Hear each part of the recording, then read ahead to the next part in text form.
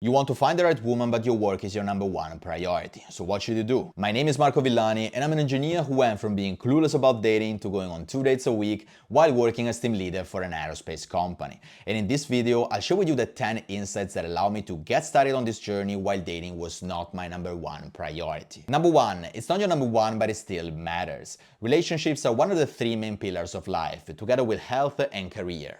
And dating is simply the entry point. And so we can't say relationships matter and then refuse to ever date. It's like saying health matter and then never working out. So if you want to find the right person, start taking dating seriously. Number 2, audit your time. Most men who say dating is not my priority are not actually trading dates for business meetings. They trade dates for Netflix and scrolling on Instagrams and some Friday and Saturday evenings that sometimes, truth to be told, they don't even fully enjoy. You don't lack time, you lack awareness. If I open your screen time right now and it says 3+ hours a day, congrats, you do have time for dating. You're just dating your phone. Number 3, dating is an all or nothing. Most guys think dating is either impossible to fit in or a 24/7 job. Would you stop going to the gym because it's not your number one priority?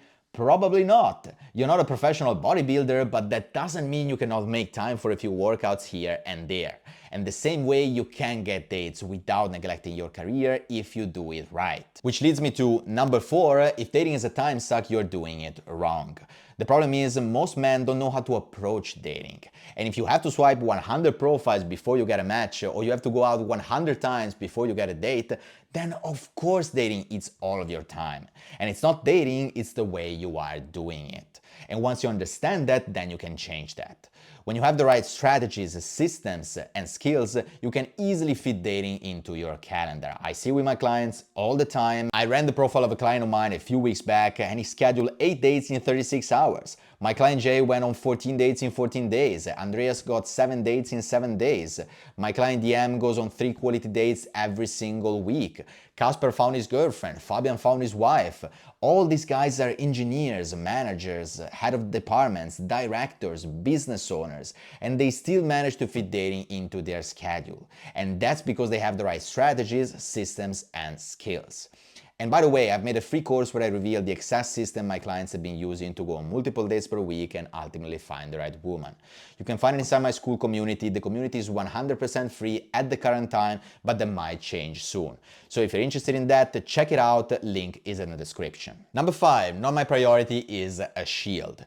I used to tell myself dating is not my priority for a very long time. And truth to be told, I was afraid. I didn't want to put myself out there and get rejected. And keeping myself busy at work was way easier than actually confronting my fear of rejection. And so think about this.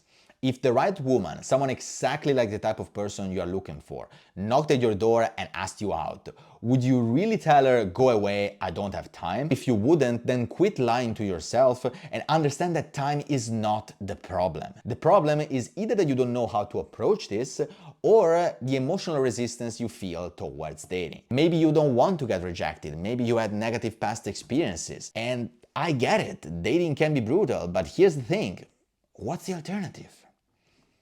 What's the plan if you keep postponing this? If in 5 years from now you feel you are in the exact same position you are right now? Either single or, even worse, selling in a relationship you're not really excited and happy about. And so your fear of regret must be bigger than your fear of rejection if you truly want this to change. Number 6, dating will boost your professional life. How much more driven could you be with the right person on your side? Someone who supports you and believes in you more than you believe in yourself. Someone you can just share some thoughts with at the end of a stressful day. Studies show married men earn about 10 to 20% more than single men with similar background. Not to mention how well dating skills transfer to the business world. When you learn how to communicate with women, you automatically get better at talking to clients, bosses, and even investors. Working on your dating life will not take away from your number one priority. It will put it on steroids. Number 7, prevention beats damage control. You need to start digging the well before you're thirsty. The goal is to start working on that before it becomes a priority. And if there's one thing for which this is true, it's dating. Women are repelled by desperate men. And if you only start getting into dating when all your friends are married and you're afraid to die alone, how can you expect not to be desperate? Number 8, starting when busy makes it sustainable. The goal of getting into a relationship is staying in the relationship. And so you want to make dating sustainable. Well, here's the thing. Let's say that this is your current capacity, right? Your free time, if you want. And we will call this C. And let's say that this is the time axis, right? T. And let's say that right now, at the moment, this is the now, you don't have a lot of free time, right? And therefore you are here, you have a lot of stuff to do. And later on, you're actually planning to have more free time, and then again, you will have less free time because life is in cycles, and then you will have more capacity again. And so you're saying, well, let me start dating once I'm actually here, right? Because I will have more time. Well, let's say you do that. At the beginning, it would be great, right? Because you're actually able to take advantage of all this capacity, of all this free time that you have. But guess what's going to happen later on? You will start having less free time. And here's the thing. You got used to this initial condition. And so what do you think will happen once you're actually here? You guessed it. You will quit. No bueno. How about you start here, right? Right now, when you don't have a lot of free time. Well, here's the thing. At the beginning, it will be obviously a little bit more challenging, right? Because you don't have a lot of time.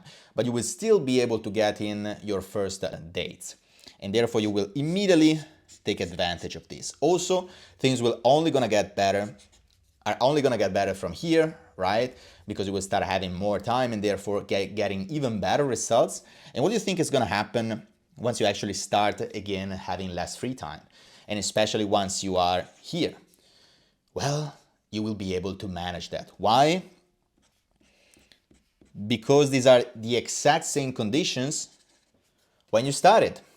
And so if you're serious about making dating sustainable in the long term, and so making sure that you're not quitting halfway, this is the right moment to start, not this.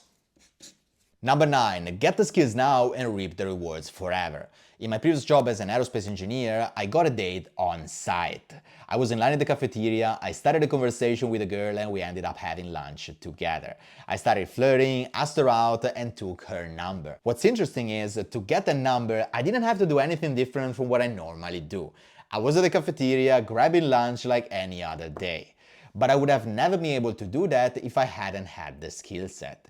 And so once you have the right skills, they will keep serving you for the rest of your life. And number 10, waiting has a cost. Most men obsess over the cost of action, but they completely neglect the cost of inaction. With time, dating gets harder. Your energy drops, your inexperience compounds and leads to more anxiety later. The women you actually want get taken. And so you think you're pausing your love life, but you are not. Dating doesn't have a pause button, only fast forward. Every year you delay, the gap between you and the relationship you want gets bigger and bigger and bigger. Hope these insights can help you get started on your dating journey. And if you're looking for a systematic way to approach this, you can check out my dating course in my school community. The community is 100% free for now, but that might change soon. So if you're interested in that, check it out now and I'll see ya!